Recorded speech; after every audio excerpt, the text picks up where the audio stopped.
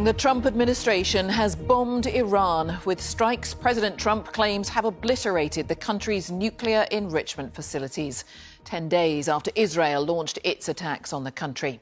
Iran's foreign minister denied that the US strikes had caused a major blow and accused the US of breaking international law. Tehran is threatening retaliation, including closing a strategically important sea passage. The UN Security Council is holding an emergency meeting now. The Secretary-General said dialogue must prevail to stop the Middle East falling into a cycle of retaliation. Well, the US struck 3 key uranium enrichment sites, one of them Fordow. These are the latest satellite images of that area. Difficult to assess the extent of the damage because the site is built deep under mountains. The US also bombed the nuclear sites of Natanz and Isfahan. This is Isfahan before the US strikes, and afterwards you can see the damage inflicted by the bombing. We're dedicating most of our programme to looking at how the US carried out the attack, to global reaction.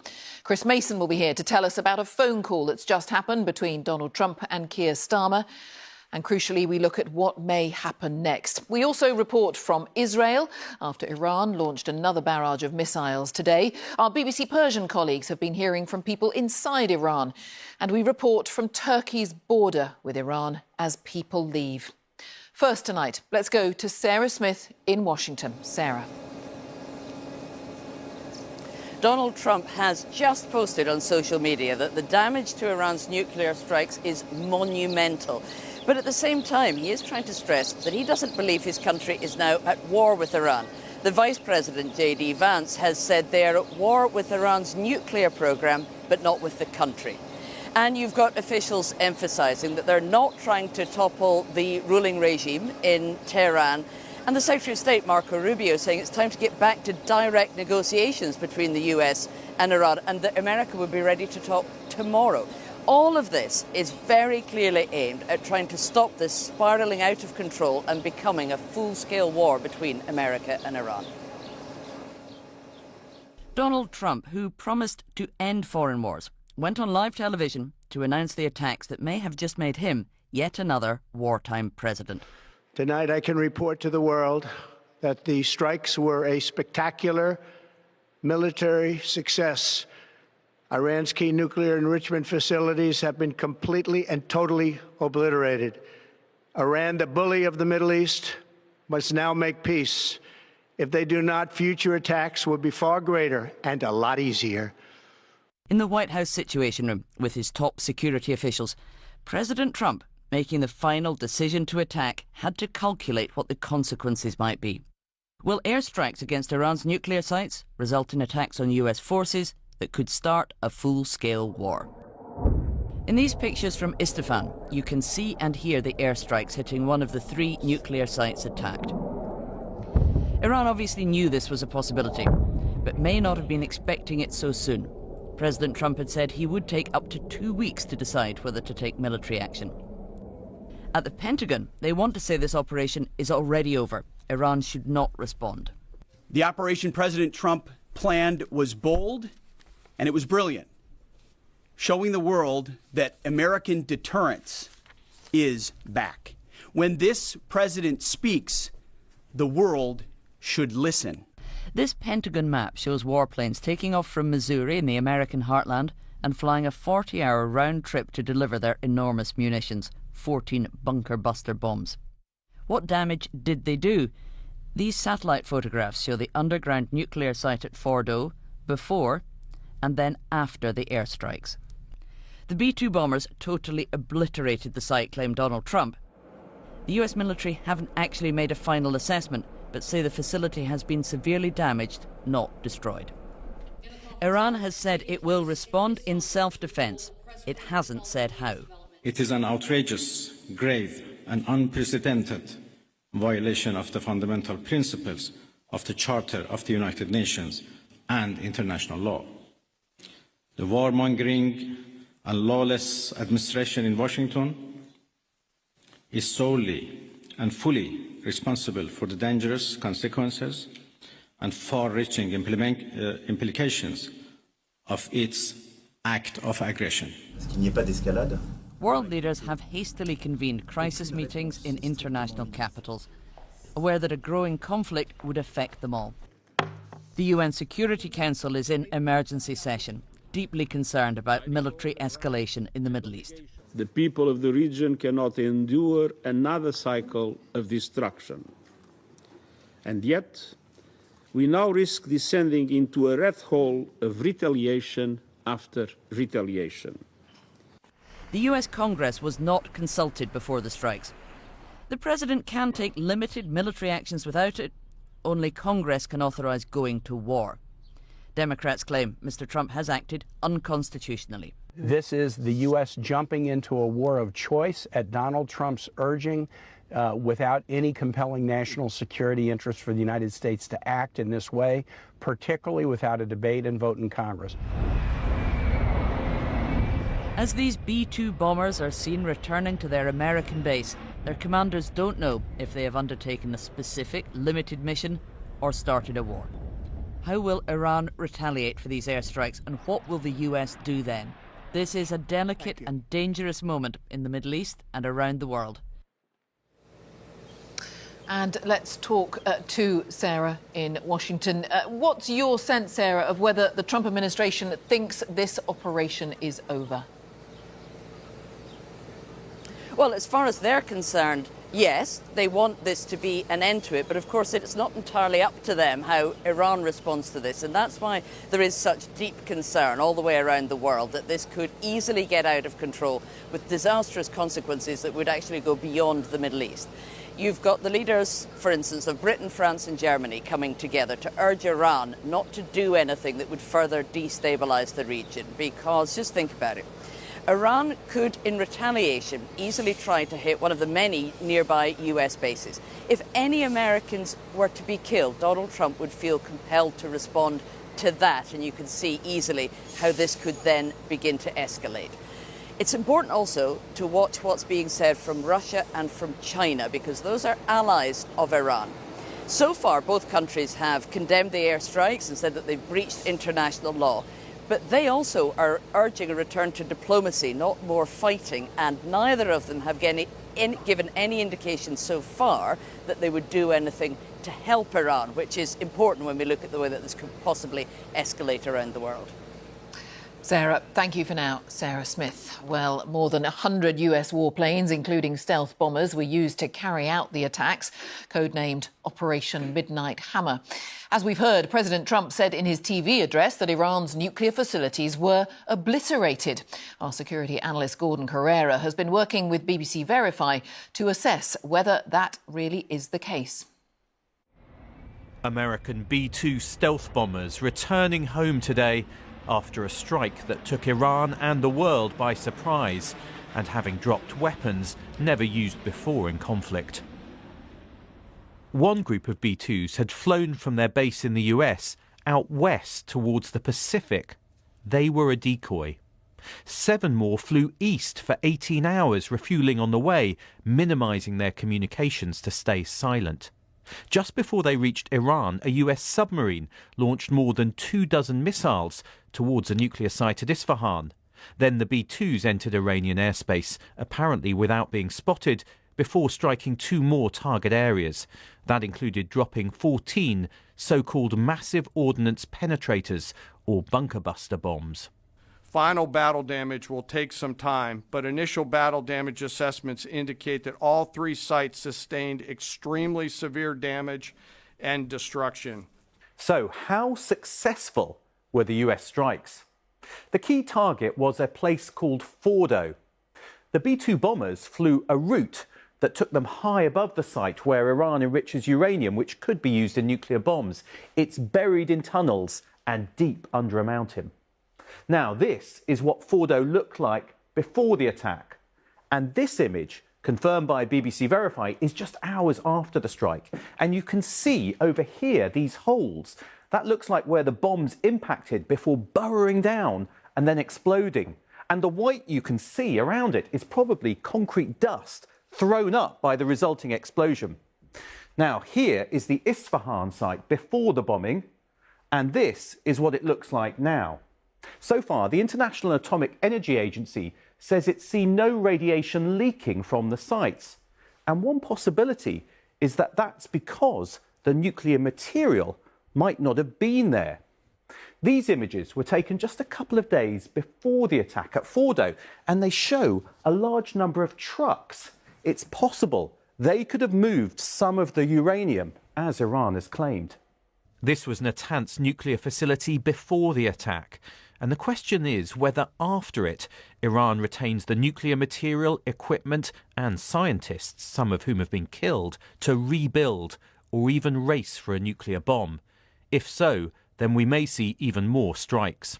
There is no doubt this attack is a violation of the United Nations Charter and as well as armed aggression to the Iranian national sovereignty and Iranian territorial integrity. But international law will not stop this conflict escalating. Iran could hit back by firing missiles at US bases in neighbouring Iraq or in Bahrain or Qatar. It could even close the Strait of Hormuz. That's an economically vital route through which shipping and especially oil flows. As American B-2s landed back at base in Missouri, this mission may be over. But the war they are now part of may only have just begun. Gordon Carrera, BBC News.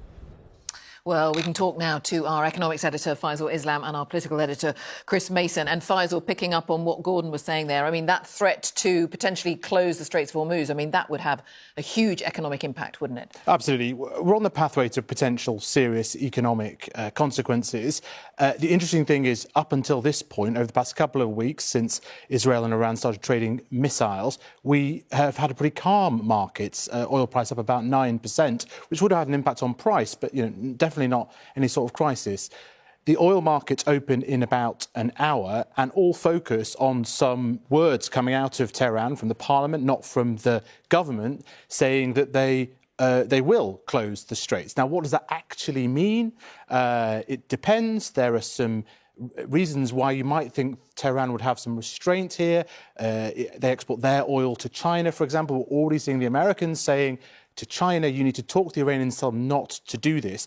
But you get 20% of the world's oil, 20% of the world's gas coming from Qatar, increasingly important for Europe since the Russia-Ukraine war.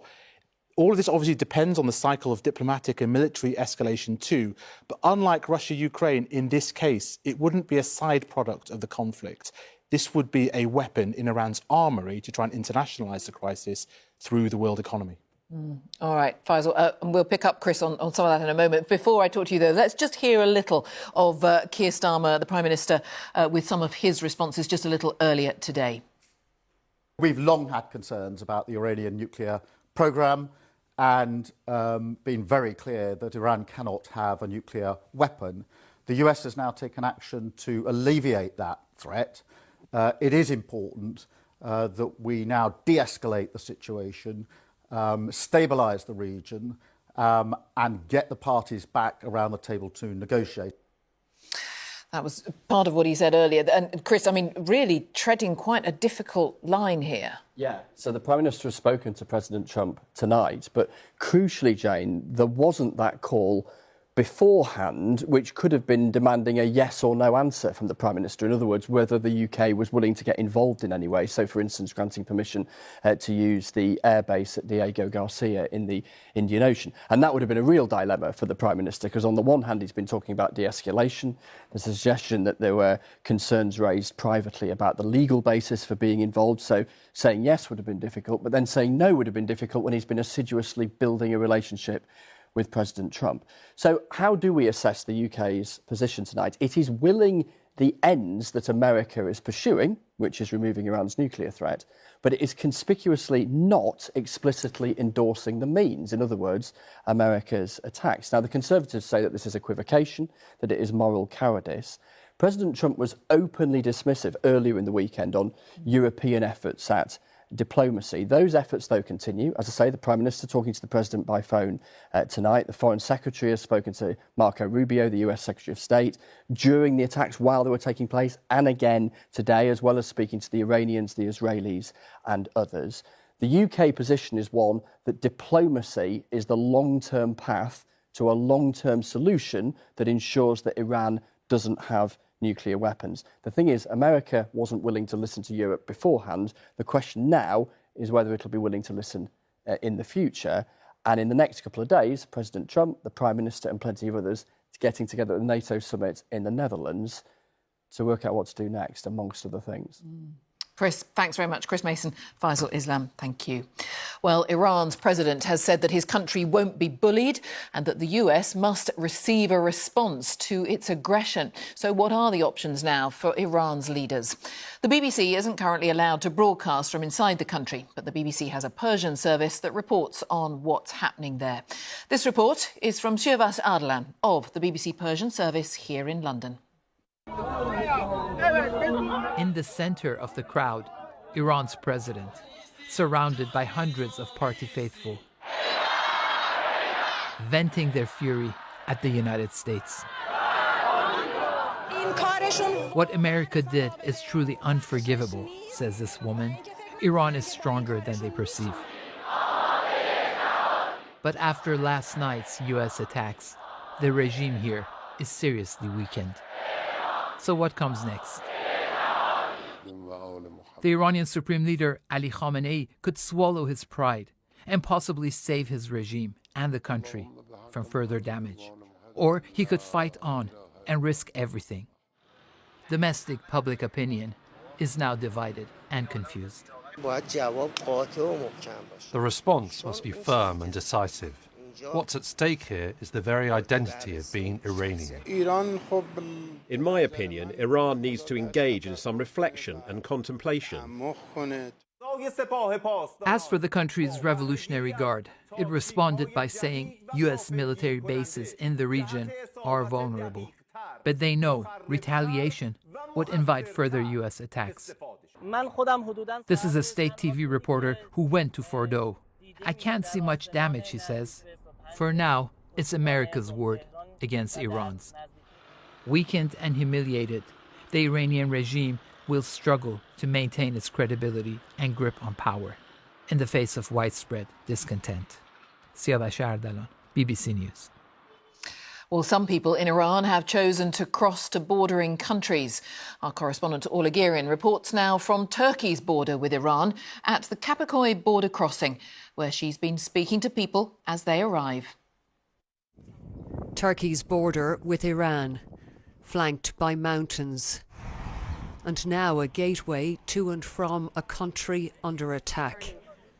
At the Kapikoy crossing this morning, we found movement in both directions. Some fleeing the bombing by Israel and America, others rushing back home to be with loved ones. Amir, a retired British Iranian, had just fled Tehran. And what was your feeling when you got across the border here? Feeling relieved, really, to be honest with you. I feel relieved, yes. How dangerous was the situation in Tehran? It is very dangerous. It is bad. The sky belongs to the Israelis. So they can do what they like. They're just coming in, they just bomb and go. And nothing there to stop them because they've got the sky and that's it. Very scary for you. Very, very scary for everyone. Amir says he got out with no help from the British Embassy. But all of a sudden, embassy's closed, staff are gone, phone is cut off, and nobody answered. So I had to get my way out of the country. That's the way I'm here now. You had to come on your own? I had to, yes. This is what he left behind, a country under fire, a regime that is holding on, and a war that may now escalate. But some, like 13-year-old Dariush, are hoping that a new Iran may emerge from the ashes. He crossed the border today with his younger brother and his mother.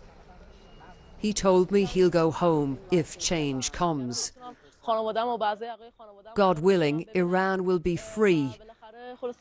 Soon all of us will live in freedom, he says, and the Islamic Republic will be gone. But among those going back into Iran today, there was more caution. We found no one willing to speak on camera. One man told us, "We're too afraid." Well, in the last half an hour or so, we've seen a few more people coming out from Iran, bringing their suitcases. What we witnessed today was not a flood. By and large, it was people leaving who had the means to do so, who had a place to go to. One man told us he had friends and relatives who wanted to leave, but didn't have passports and couldn't get out. Now, on the critical question of what happens to the regime, we heard very differing opinions. One government employee who was going back in said he believed the regime would fall in the end, not now, but he feared that at that point there would be a takeover by the military. A younger man said to us, look, the leadership has hung on for decades. They can probably hang on now. And even among those who were hoping for change, wishing for change, believing it would come, there were also fears being expressed about how many people might be killed. And tonight, just across the border behind me inside Iran, no one has any idea what is coming next. And that holds true across the region. Orla, thank you. Orla Guerin. As we've heard, Iran says it's keeping all options open in terms of retaliation, but its immediate response today was to launch more missile strikes on Israel, which began direct hostilities when it attacked Iran 10 days ago. Iranian missiles struck Haifa and Tel Aviv, injuring more than 80 people. Tonight, President Netanyahu has said Israel will keep going until it achieves its goals. Lucy Williamson reports from Tel Aviv. Iran once saw its ballistic missiles as a deterrent against Israeli attacks. But even the intense barrage that shook Israel this morning isn't shaking Israeli support for the war. A nearby care home slowly evacuated, room by room. 10 days into this war, Israel's Prime Minister is determined to continue. Buildings may be turned to rubble, but there's no crack in public support. We got out of bed and we went to the safe room, heard a tremendous boom. When we came back, we saw our apartment was not our apartment anymore. We're okay. Everybody's okay. They want us destroyed, and we're not going to let it happen. This conflict has exposed Iran's weaknesses and has become more dangerous with America's intervention overnight.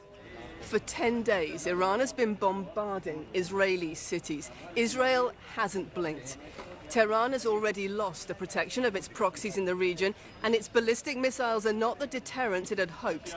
It now faces the critical decision of whether negotiations offer a better chance of protection than a nuclear weapon. Israel's Prime Minister said today that America's intervention was a turning point in the war. History will record that President Trump acted to deny the world's most dangerous regime the world's most dangerous weapons. His leadership today has created a pivot of history that can help lead the Middle East and beyond to a future of prosperity and peace. But not all American intelligence agencies shared Israel's assessment that Iran had suddenly begun racing to build a nuclear weapon. All I know is that from an Israeli perspective, our margin of error on Iran and its nuclear program is exactly zero. And all we have to do is make one mistake and we're dead. And if the Israeli government concluded that it was going to err on the side of survival, it was going to err on the side of survival. This is Benjamin Netanyahu's wall. Israel's Prime Minister has wanted to strike Iran for decades, and he's already drawn in an American president who wanted to avoid it. Lucy Williamson, BBC News, Tel Aviv. Well, we'll get the thoughts of Lise Doucet in just a moment, our chief international correspondent. But just to tell you what President Trump has been saying on Truth Social, his social media platform, just in the last few moments in relation to regime change. And that's why we're bringing this to you. It's not politically correct to use the term regime change, says the president. But if the current Iranian regime is unable to make Iran great again, why wouldn't there be a regime change? Let's talk to Lise. Lots to look ahead to in terms of what's happening next week, Lise, but I'm interested in your thoughts on that as well, just in the last few moments. Yes, in the midst of this escalating military pressure, the R word, regime change, keeps coming up. At the briefing of the Pentagon early this morning, it was the first question asked by journalists who said, is this about regime change? Like, where is this going to go? And Peter Hegseth, the Defence Secretary, was adamant, one-line answer, this is not about regime change. And never mind that Prime Minister Netanyahu, the first day that he began Israel's military operations 10 days ago, he made it clear that he would like it to be about regime change. But I think, putting aside Truth Social, the real question on everyone's mind tonight, Jane, is what is Iran going to do next? And it does seem clear that at some point, in some way, Iran will want to retaliate. But can it do it without ratcheting up the pressure? Because there is this danger in these febrile times of a dangerous miscalculation. Because the other thing that President Trump said today, he seemed to suggest these strikes were what we call them a one and done. In other words, in his words, we've obliterated Iran's nuclear program, so this is over. But that's not likely to be the reality, and certainly not the view of Prime Minister Netanyahu of Israel, his new partner in these strikes, who's likely to want to draw the U.S. in even more so that he can cement his success in having the United States play a key role. But this week, Jane, finally, is going to be a week where many are going to be at President Trump's ear. Most of all, at the NATO summit at The Hague, as Chris Mason mentioned, European leaders are going to say you've got to de-escalate, take the path to diplomacy. Arab and European allies are going to be also on the phone to Iran. Iran says it won't talk while the bombs are falling. While the bombs are falling, tension will only keep rising. Lise, thanks so much. Lise Doucet.